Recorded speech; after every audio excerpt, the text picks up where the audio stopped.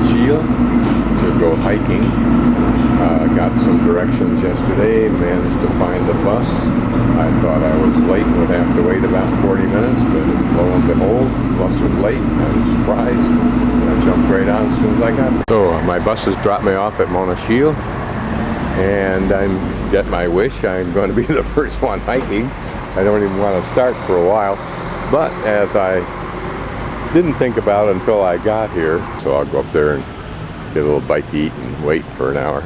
I thought I would just keep right on walking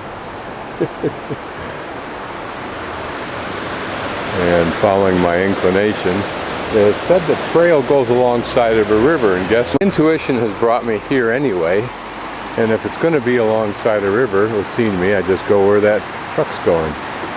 So I'm just wandering around town right now. I'm going to wait till it gets a little brighter, and I'll go down here and I'm just making a loop around where the bus station area is. I was seeing these are adjustable bar stools. If you sit on them, number one, they're spring loaded, and number two, you can adjust them for the height you want. I've seen this all the way across northern Spain when I was hiking with people that get it. And what it does is in the little glass, he puts a few spoonfuls of that, which I'm guessing, but I'm not sure, is chocolate, like Nestle's chocolate. Then he pours in hot milk that's over there, and then you mix it, and if you want, you put some sugar in it. So this is my first time actually having it. And he's toasting some bread for me, and I'll have some butter, and that's what I'll eat for the next hour. That'll kill an hour, and then I can go. Promises to be another pretty day in the Sierra Madre Mountains, or the Sierra Nevada. I think it's Sierra Nevada Mountains of Granada. My guess is that if you can afford it, it's places like this that you live in Granada, and then commute into the city itself for work. Notice these benches, which are older, at least rusted, probably not horribly older, maybe 20 years, but notice how they're raised about 4 inches higher than they used to be. Is that a direct result of the genetic increase in the height of people? I bet you it is. I'm guessing I'm right to the right of that purple blob, and I'm going to go on this trail, Portachuelos, or whatever that is right there, El Putaron, up this way, I'm guessing, just because I have a choice. That's straight ahead. And a fair distance up along the road, and here's a sign going down to Las Cajorros, and I think that was the first off right, and I wanted to go off left. So I'm going to pursue this a little bit farther up the road, see if there's another sign indicating a trail off to the left that I recognize. Damned if they don't do the same thing here, prohibit people from beautiful places to camp overnight. I'll bet you they don't bother you. They just want to be able to get you out of there. Here these two men are trimming the lower branches off the olive trees, like those branches right there. As you can see, they've done with this tree, just when you think you're tough. Anyway, this is doing exactly what I wanted to do, and that's to get me away from people and cities and up into the mountains somewhere. Here, a close-up of the olives, and most of them are green, but there are a few of them that are dark, and they are demonstrably softer. See, I can push them in. So maybe that's the point where they're moving towards ripeness. But it's interesting, there's such a mix on the tree, and I wonder if they get ripe, when they get ripe enough, they just can be pulled off. I'm guessing that this is a cork tree that was harvested not so long ago, a few years, and now it's starting to grow its bark back. Didn't recognize these leaves as oak, but that's a different issue. And that tree may also be the same, and that marking you see in gold, maybe its identification of when it was harvested last, which may be too young to. That's probably Granada down there. Not quite sure where the center of it is, not sure what that hilltop town is, but it may be above Monachil. It's a pretty valley. Notice the amount of people here though. And still got quite a ways to go, I assume, to the top of this road. I've obviously not been on a trail. Almost to the top, I think. Took a little cross-cutting on the roads, steep stuff. But here's an interesting thing. It looks like a person's house. There's the chimney, front door, reasonably well maintained. And here's another door. Little vine. Here an old 2-story abandoned, fallen in structure. There was a home or not, haven't a clue. And it looks like this might have been just a buttress to support that wall, but again, I don't know. My plan from here when I get to the top is to see if there isn't some way to get over the other side of the river, which means way over there where the trees are. I don't know that that's possible. Or just continuing to pan around. Here's the top somewhere up here, I guess. See if I can get up on this ridge line and follow it along somewhere and then drop back down into town. Now that's not just an easy thing. It's probably several miles to town from here where I've walked. Okay, looking at this sign, it would look like that right in the middle to the right where it says usted está aquí, that's where I am. And I've come up from here in Monachil up to here. So I've got two choices, either walk back this way or take this road over here, which as you can see almost half again as long, more than that, to this what I think is a town, and that's where I should be able to pick up the bus going back to Granada, if in fact this represents a more major road than this road that I've been on, or even that one. The choices was to follow this ridge line more or less, and here's a road, but here is a problem. I don't know the Spanish, but my guess is that those things live there, an open range. And with all the years they've got to become genetically pissed at humans, I don't want to start learning bullfighting techniques impromptu today. Got to the top here and there was a restaurant, so I had some agua con gas and chips. Hypocrite that I am. Here's a camping area and a camping area behind me because we're now in the national park.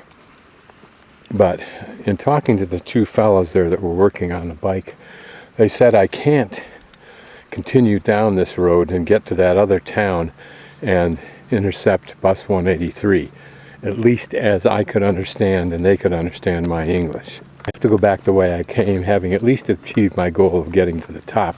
Now I'm going to take my other alternative. They said the bulls are not dangerous, ha ha ha. So I'm going to try to see if I can find a route that takes me across that ridge over the top of Monachil, and maybe I can bushwhack down. Ho, ho, ho. So my thought is if I take that road that hooks around to the right, you see it there, maybe it can take me down the mountain on the other side. If I can somehow find a way down towards the bottom to slide on over to Monachil. Ha ha.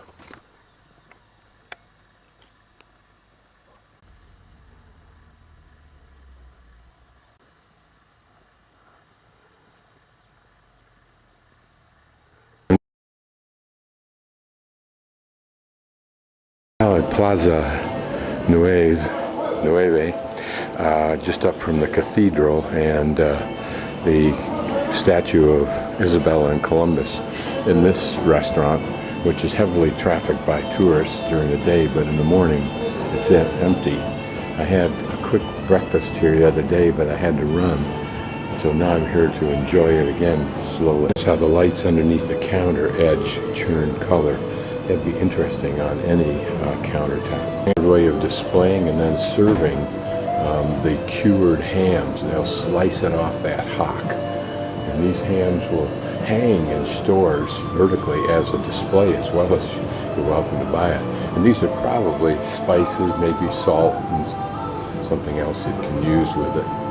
It actually has its own device for holding. A little conversation with this elderly priest who came in for his early morning shot of coffee and or whatever.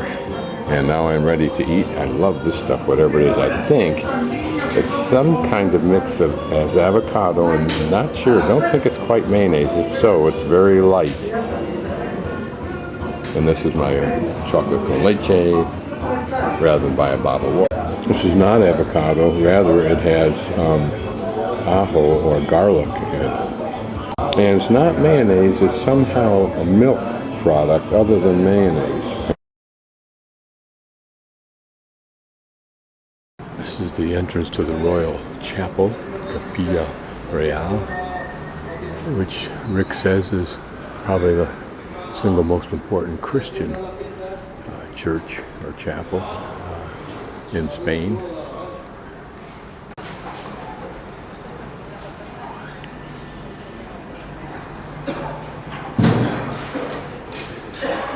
Entrance to this chapel or church nearby, and it was part of the overall cathedral, and just a few meters from the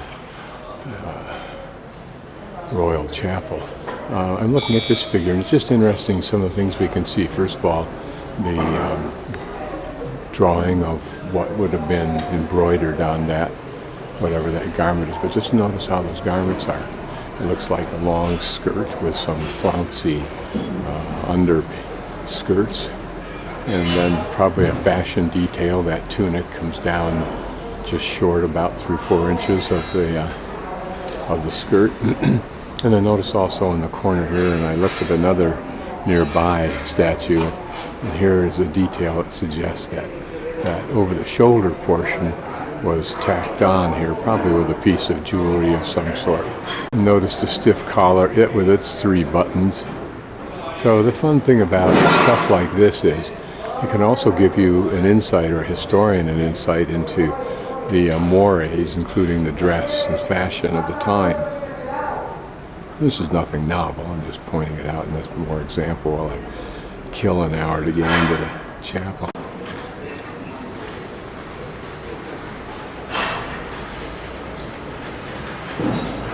Just a nice graphic that I saw in tile in a little plaza for tourists that's also has these pretty tiles.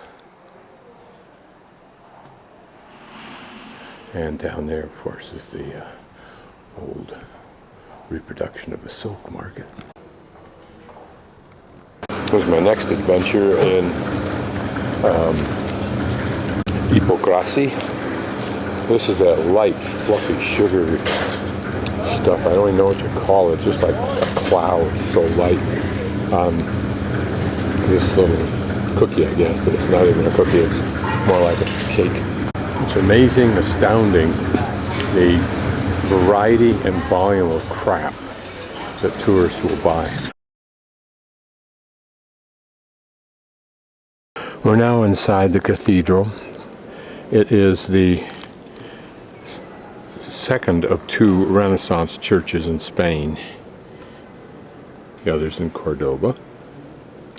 It started as a Gothic church, but had built into it Renaissance elements and then decorated in Baroque style. The impression that I first got is it's huge, and its whole point is to express hugeness. And I don't mean huge in the sense of the super high, pointy Gothic churches of France, for example, but huge in the sense of these big, thick, wide, large pillars and the large spaces, and the fact that it's white makes it even seem huger, to use good English. There's no way that I can capture for you easily the size, so I'm just letting the camera wander while I talk, and my eyes roam around, the camera simply going where my eyes go. Now we'll look at the front.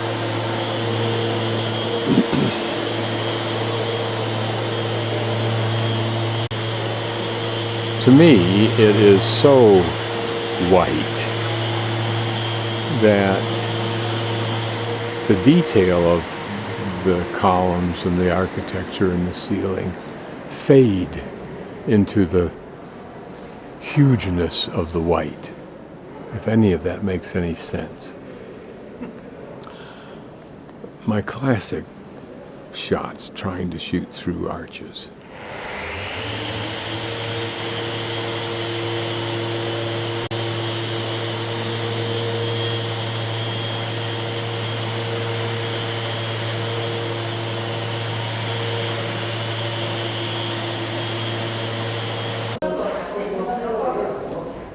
Around trying to get some shots, I just get the sense that someone said, hey, look, we got an oversupply of cement, we got to use it. Let's build something huge. It's going to have to be blocky and big, but let's use up that cement.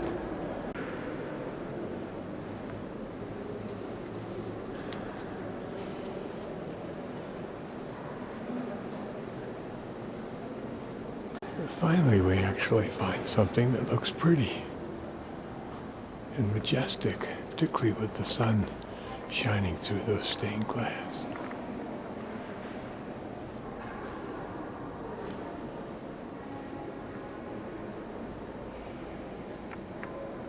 And the tiers of the balconies.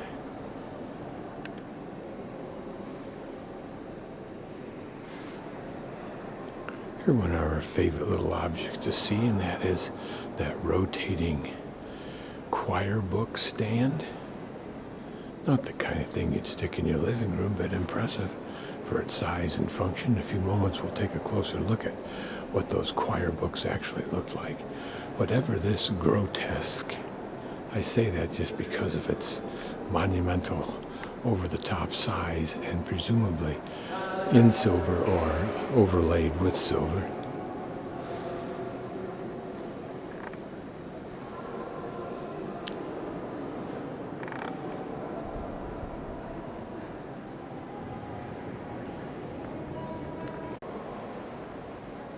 Just searching for interesting views.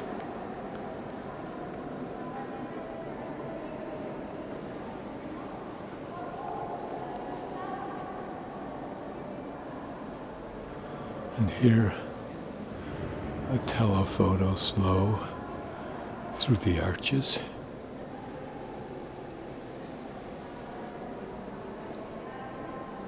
As though we were a bird flying slowly.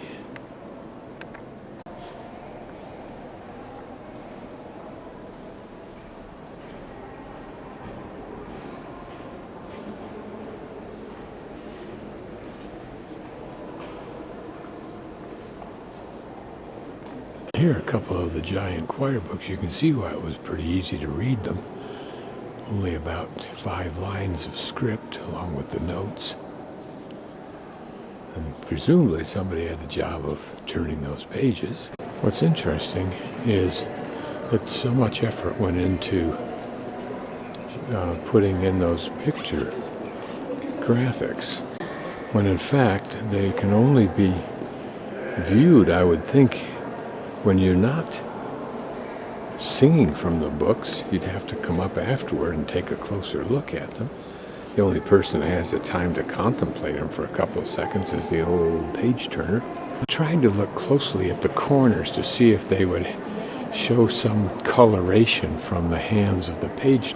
We're looking down to what should be the west end, I think, of the church, the entry. We're standing behind the altar, which is apparently that silver centerpiece.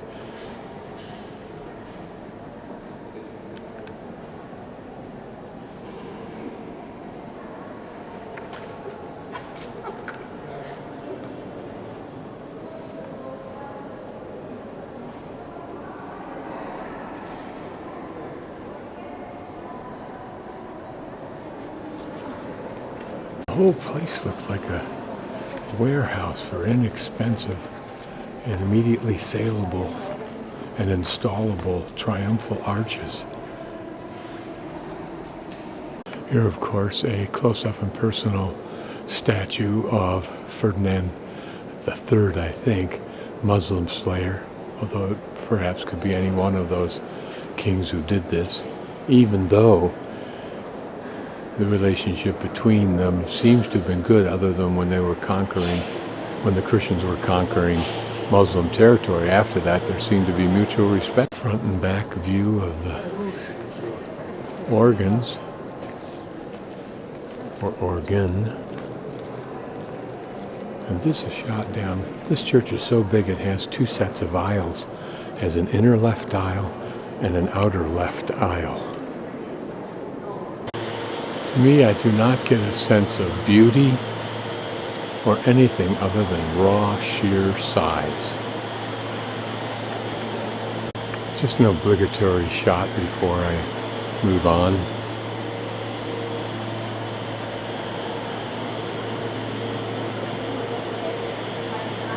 And here's some of the gilt chapels, typical.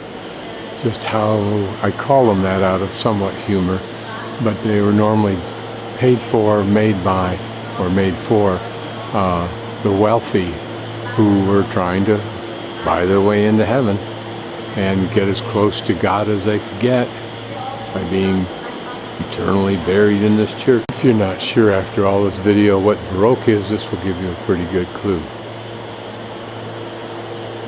This church is so huge that even this huge wood entry and big doors, it looks like just a tack on. Got it from Montgomery Ward's or Sears catalog. A little bit of detail that gives us some light beauty, if you will, in this church of the stained glass round portrayals of individuals. I don't know if this is Isabella and Fernando or not. Probably not. Now, a little bit of detail. These square holes you see here, filled with paintings, were once designed to hold the royal coffins. But then, Philip II, son of Charles V, decided to move the capital to Escorial, and these were just filled in with paintings instead. The point of justification on this massiveness of white is that one of the bishops decided and decreed that they should be painted lime colored, in other words white, because for sanitary reasons during a time of disease. Okay, now we're going up into the Al Baizin neighborhood, which was the old Muslim neighborhood, somewhat typified by two things. Number one, this lovely Moroccan coffee shop, or tea shop rather, where you can sit out here and suck on these water pipes. And secondly, of these narrow streets. I'll take you up along the right hand side is that Paseo de los Tristes that we walked up before and came down when I came back from Alhambra.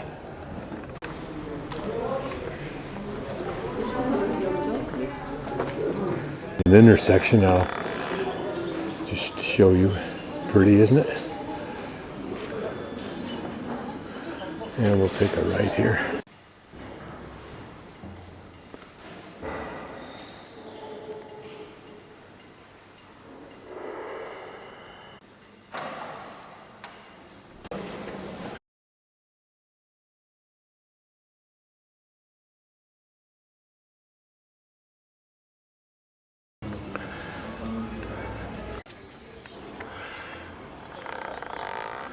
Here, another palm tree that died for some reason, perhaps bad and correct maintenance.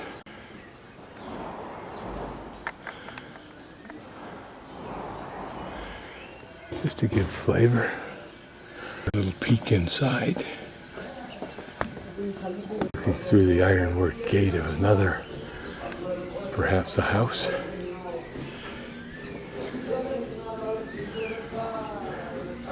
Always makes me wonder what would it be like to call this home. Intersection, looking to my right, it's narrow. Thought I would go left on Calle del Almirante. It looks like a open area. We'll see. These bells are ringing, but we'll keep going right up here. Found this entryway into the back side of where I've been traveling. Where it goes, I don't really know. We're certainly looking at some ratty stuff up there. I think I'll go down and make sure I know where it is. Well, wherever I am, it's called Puerta de las Pesas, and there's a lot happening here, at least tourist-wise. I know where I am, so I got to figure this one out. At least this morning, what it is a small marketplace for locals and vegetables and anything else like scarves. Scarves make sense if you're in a Muslim environment, or Arabic, or probably Moroccan, whatever the distinctions are between those. So having entered here, I'm now up here, having gone through this wall, but apparently not at that gate. So I wandered somewhere back up and through here, I guess. Now I'm going to kind of migrate down here to San Nicolas Church, wherever that is. If you can see it, I can't see it from here. Oh, there we are. Yeah. I walk down this little street where these old men are going, coming up to something, but I don't know what it is. But there's an interesting restaurant, I guess. Pretty little plaza. One of the local hippies from Scaramonte. Well, I haven't found St. Nicholas, but I've got Iglesia de El Salvador, Iglesia de El Salvador. Notice up there is the wall that we could see from Alhambra the other day. But apparently going around the perimeter of this whole area, I keep trying to cut into the center of it. I've got to be going right around San Nicolas. Now I'm going to go up here just here. I'm in a very nice residential area looking into somebody's pretty backyard. Notice how the script work, floral work done in stone, just like you'd see on the streets sometimes.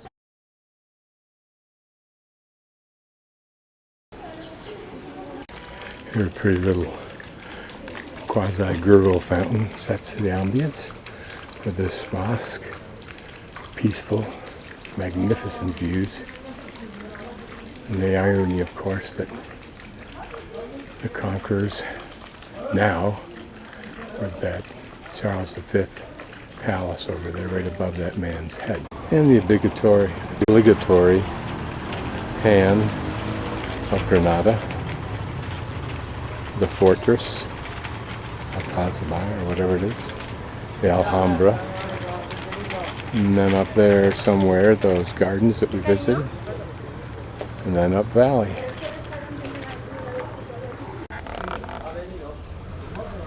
Peaceful, simple, quiet, cool, as usual. There's the niche that faces Mecca. Okay, I think I found San Nicolas Church, and I know what the problem was. I'm pretty sure every time I would turn towards St. Nicholas Church, they would move it. And so I'd keep walking, and they keep doing that until finally they got tired and I found it. The statue commemorates this man, whose name I just showed you, who was kind of a guide, if you will, for the gypsies. Considered himself king of the gypsies, kind of like the greeter down in Malibu, California, except the greeter just stood on the corner. Apparently this man was a guide also. This is a good example of why I don't like Steve Rick's maps, because this is a long ways away from San Nicolas, and the roads are not what you see on the map. They're different than that. I ran across this by asking some people, making some extra turns, and ultimately finding it by serendipity. This June, the Japanese lady described what I'm going to see as grungy. Perhaps. Because this is where the gypsies live, in their cave houses. And above them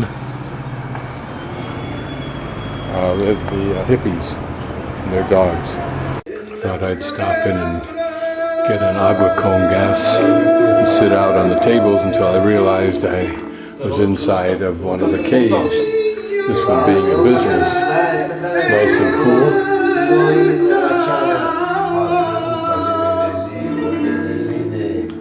If you need a little niche, you just carve it out.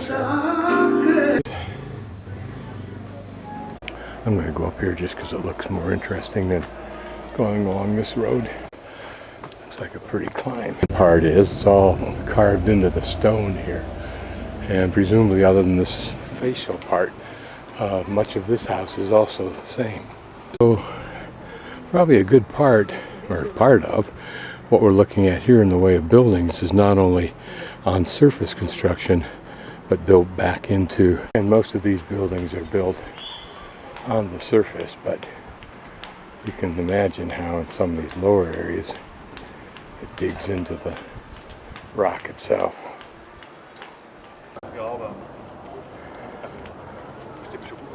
Looks like an old abandoned restaurant. It may just be now a hippie hangout building.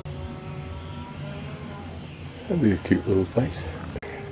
Appropriate little drinking fountain. Appropriate because it's steep and it's hot. It's thirsty. Here's how you do it. The trick part is getting it off 2 balconies and into one. There's 2 guys on this end. Hopefully they can keep it cantilevered and that guy can reach forward and they can get it in. Surprise where I am. Calle de los Tristes Park. This morning had tortilla de patatas. I'm now back in the same restaurant, said hello to the cook, and I'm now going to do a second dose, and this is a little hors d'oeuvre plate in advance that they gave me. And there's some bread. So what you're seeing here is what I pronounce as paseo. I'm not sure how it's actually pronounced. But these people wandering around here up and down the street, this is what you're going to be seeing for the rest of the night in different contexts. And it's in a tradition in Spain. I saw it first in Albania. That people who either hang out at work all day long or have to stay in their houses or whatever, this is their daily entertainment, if you will. And they get out and they walk the street. Now, some of the streets we'll be on are heavily, like this one, are heavily retailed, but some are just not. You'll see that. All ages walk it. Some people dress up, some people don't. Women that have it want it. We're going out for the night, which means till 4 o'clock in the morning or later. And this is a Friday night, so no different from the rest of the world on a Friday night. But every night is kind of like this, not quite as thick a population, but same. Corn or something. I didn't know they had corn, but this is all over. You'll find that, so people will be sitting in places or walking along eating that. Now we'll go off the main drag. You'll see kids, ladies pushing their children, old folks in some of the interior streets so that we can see some of the fountains and so forth at night, which are pretty, and the squares. Side street parallel to the one that we were at. We're going to continue to move, I think, north. Down that street, the Cannavasari that we look. Here's the moon giving its blessing to Isabella and Columbus.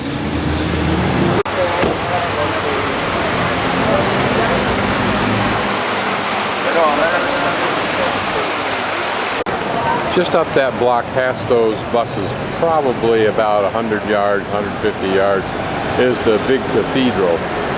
And those buses will now disgorge all of these people for the rest of several hours to fill up these streets. And remember, now it's about 8:30, maybe 9 o'clock, but this is when they start to go out to dinner. So the restaurants will be packed also. Young, hoping that their romance will blossom into marriage and they'll spend the rest of their life until old age still walking the paseo at night.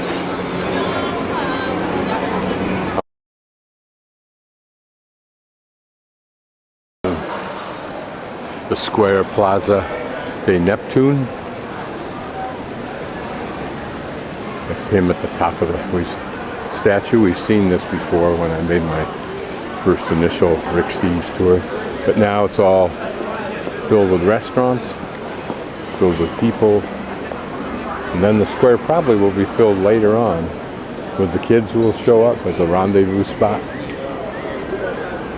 Anybody can stay slim in a city like this is beyond me. Restaurants absolutely everywhere. Infinite shops that line all the streets everywhere. Some with incredibly elegant looking products, some with rather ordinary, but it seems to belie an economy that's supposed to be in such bad shape. Notice that the structure here has got wood, just like in the old days it seems like. We're at one of the main intersections. My hostel is down this street a block and a half or so. This is where I got off the bus, and we'll go down to a major spot down.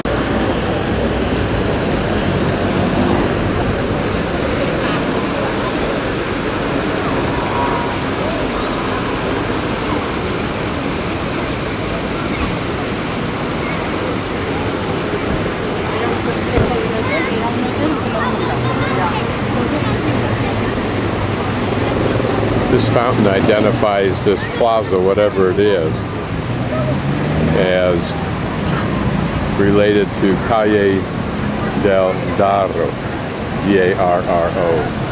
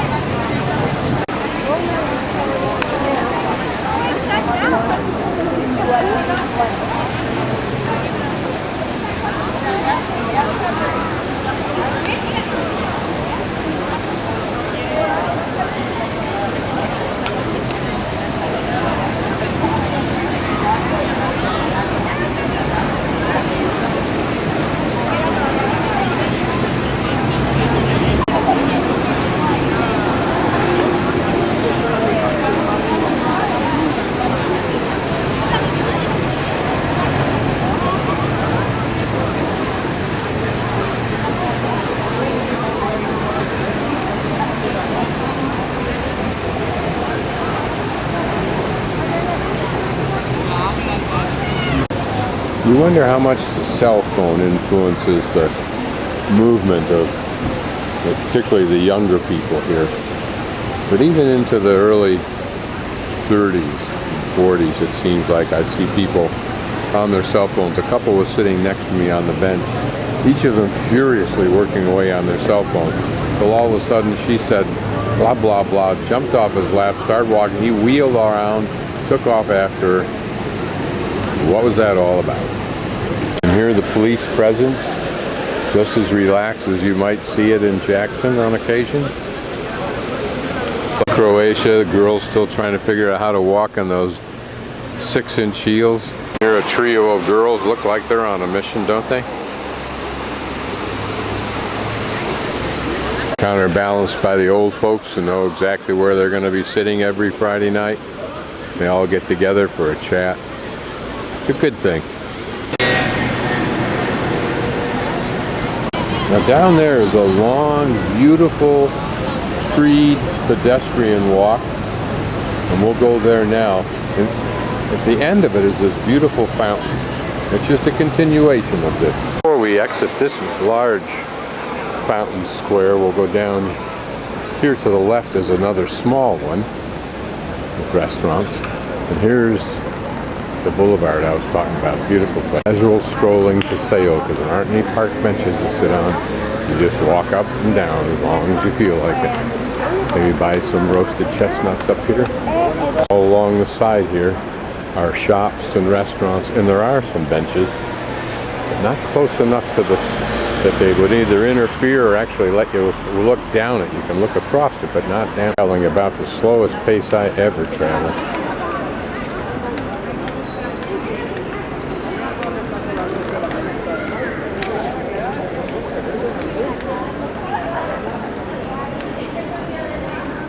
You can imagine young girls and older people saying, well, where are you going to walk this Friday night? Blah, blah, blah, blah, blah. Stores and chains in Spain, oftentimes including a grocery store. And way down there, and I'll tell a photo, we'll be looking at a beautiful fountain. Counting the number of young women and older men couples that I've seen. just a little bit surprising. This beautiful fountain and another park-like area, but not that much in the way of people. The restaurant's off to the left. Walk around, I'll do what you're supposed to do, which is turn around and walk back the other way.